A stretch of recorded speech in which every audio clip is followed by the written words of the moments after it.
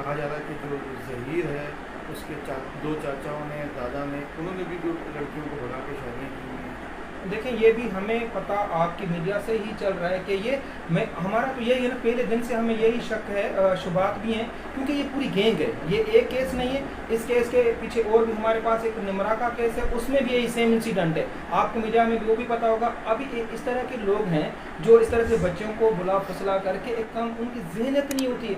आप एक मुझे बताएं, 13-14 साल वाली बच्ची उसको कहाँ डिसीजन ले सकती है? कानून ये कहता है कि 18 साल वाली शादी कर सकते हैं। आप ड्राइविंग लाइसेंस बनाने जाएं, आपको 18 साल का कार्ड चाहिए। नादरा में कोई सर्टिफिकेट बनाने जाएं, आपको 18 साल के कार्ड की ज़रूरत पड़ेगी। आपको कोई भी काम है, गार्डियन सर्टिफिकेट बनाना है, आपको वली मुकर्रर करना पड़ेगा, 18 साल से कम है। आपको कोई मर्डर केस में कंप्रोमाइज़ करना है, आपको गार्डियन मुकर्रर करना पड़ेगा। भाई, जब आपकी बच्ची छोटी है, आप कैसे कह सकते हैं? कैसे आप निकाह कर सकते हैं? किस कानून के साथ आप निकाह कर सकते हैं? कौन सा ऐसा कानून है? आप मुझे बताएं, कौन सा ऐसा कानून है जिस कानून के तहत ये शादी हो सकती है? कोई ऐसा कानून नहीं है। ये कानूनी जुर्म है। आप ऐसी छोटी बच्चों के साथ शादियां करना, ये कानून की वायलेशन है। अच्छा, एक बात बताइएगा कि अभी जो है वो आपने सिंध हाई कोर्ट में पिटीशन दायर की है, तो फिर क्या पंजाब हाई कोर्ट में भी आप लोग इस केस को परसू करेंगे? और क्योंकि इनके खिलाफ मुकदमा हुआ है, जो दुआ के वालिद हैं, तो वहाँ पर अगर ये जाते हैं लाहौर, तो क्या मतलब गिरफ्तारी वगैरह हो सकती है या इनके खिलाफ कोई लीगल एक्शन हो सकता है? हाँ, देखिए क्या कर रहे हैं आप? देखिए मैडम, आपने दो चीज़ें बात की। देखिए, हम लाजमन है, हमें कोर्ट बुलाएगी, पाकिस्तान की गवर्नमेंट है, हम सिंध गवर्नमेंट हमारा साथ दे रही है। हमें पूरी उम्मीद है कि पंजाब गवर्नमेंट भी हमें साथ देगी और हमें प्रोटेक्शन प्रोवाइड करेगी। और रही बात ये कि हमें कोर्ट ने वहाँ पर बुलाया और नोटिस हमारे पास मौसूल हुआ, तो इंशाल्लाह हम वहाँ पर भी जाएंगे और अपना केस डिफेंड करेंगे। हम उस केस को भी लड़ेंगे, ऐसी कोई बात नहीं है। जहाँ केस इंसिडेंट हुआ है, इंसिडेंट यहाँ का है, तो ये उनको आना यहाँ पर पड़ेगा। और उनको कोई भी मतलब कानूनी चारा जो इस्तेमाल करना है, वो जमानत कराएं, गिरफ्तारियाँ करवाएं, कुछ भी है, तो यहाँ पर उनको पेश होना पड़ेगा। तो पेरेंट्स ने यहीं पर ही मसला हल हो जाएगा, लाहौर जाना नहीं पड़ेगा? बिल्कुल बिल्कुल। पेरेंट्स से अब तक रब्ता हुआ है? अभी ये बच्ची को आपने समझाने की कोशिश की है कि सर, मेरे साथ जब से ये इंसिडेंट हुआ है, जिस दिन से वो लापता है, मेरा उसका कोई नहीं है। ना उसने फ़ोन पे उसने रब्ता किया है, ना मुझे किसी ने उस पार्टी की तरफ से किसी ने रब्ता करवाने की कोशिश की है। अच्छा, एक बार फिर से दोहरा देंगे कि आप लोग अभी क्या जो है वो कानूनी लाहेमल इख्तियार करने वाले हैं? हाँ, देखें, हम बिल्कुल, हम तो एक स्टार्टिंग से लेके एंड तक हमारा मंशूर यही है। हम चाहते भी यही है कि ये एक मिसाल कायम हो, क्योंकि ये दुआ ज़हरा सिर्फ अकेली नहीं, हम उसकी पूरी पाकिस्तान की आवाम उसके साथ खड़ी हुई है और हम सारे पेरेंट्स उसके साथ हैं, माँ बहन बच्चे सब पूरे उनके साथ हैं। क्योंकि ये आज इस दुआ के साथ वाक़या हुआ है, आने वाले वक्त में किसी और के साथ भी दुआ बन सकती है। तो हमें मोहतात रहना चाहिए। हमें ऐसे लोगों के खिलाफ कानूनी कार्रवाई करनी चाहिए जो इस तरह के कानून की वायलेशंस करते हैं। और हम ये चाहते हैं कि हमारी बच्ची सेफली रिकवर हो और उसको मौका दिया जाए, वो पेरेंट्स के साथ मिले। एक माँ बाप है, उसकी बूढ़ी माँ है बेचारी, उसके साथ मिलना चाहिए। कौन से कानून की बात करते हैं यार? कौन सा कानून ऐसा जो माँ बाप को मिलने से रोक सकता है? मुझे मेरी बच्ची का भी खतरा है कि पता नहीं न जाने उन्होंने अभी तक क्या किया होगा, क्योंकि ना ही उसमें कोई बयान आ रहा है मैं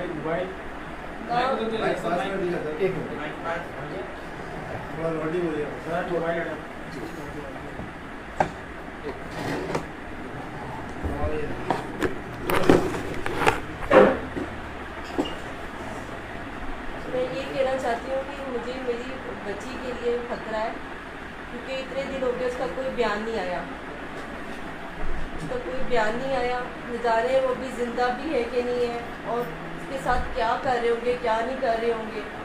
और हम लोग 21 दिन हो गए, 21 दिन से हम लोग अजियत में, ऐसे लग रहा है 21 दिन ही, हमें 21 साल हो गए ये दिन और रात गुजारते हुए।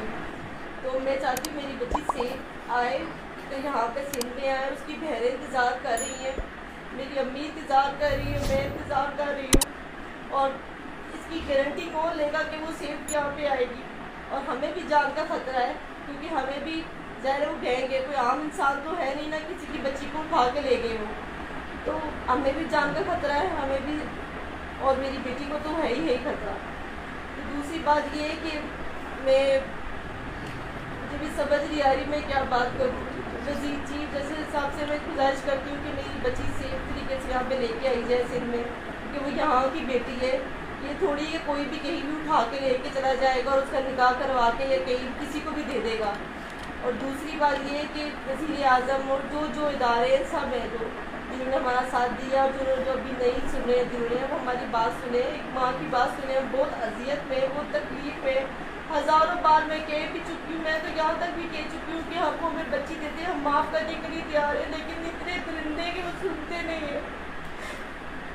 हमें स्कूल नहीं आता, यकीन करें मैं आपको कैसे बताऊँ, अगर आपकी बच्ची एक दिन घर से बाहर चली जाए आप लोग सो सकेंगे? आपकी भी बेटी होगी, 21 दिन हो गए तो आप जिंदा है ना होता है, तो जाने मेरी बच्ची किस हाल में होगी, खाने को देते होंगे, मारते होंगे, क्या करते होंगे कुछ नहीं पता, उसकी आवाज़ तक नहीं सुनी की दिन से मैंने। अच्छा, इस हवाले से FIA साइबर क्राइम ने भी आपसे रब्ता किया था, यकीनन जो दुआ का लैपटॉप होगा, टैबलेट या iPad, उसका भी कानून जिक्र किया होगा, तो उस हवाले से कुछ चीज़ें हमारे पास सर सब एजेंसीज इस पर वर्कआउट कर रही थी, लेकिन अनफॉर्चुनेटली जिस दिन वो बच्ची का निकाहनामा और उसके अगले दिन जो उसकी वीडियो अपीयर हुई, जो कि डेफिनेटली एक अंडर प्रेशर स्टेटमेंट थी, उसके बाद एजेंसीज जो थी वो इसमें पुल आउट हो गई थी बज़ाहिर। अगर वो अंदर कोई पीछे से काम कर रही हो तो मुझे उसका कोई इन्फॉर्मेशन नहीं है, बज़ाहिर वो पुल आउट हो गई थी, उन्होंने उसकी मुझे कोई अपडेट उसके बाद नहीं दी।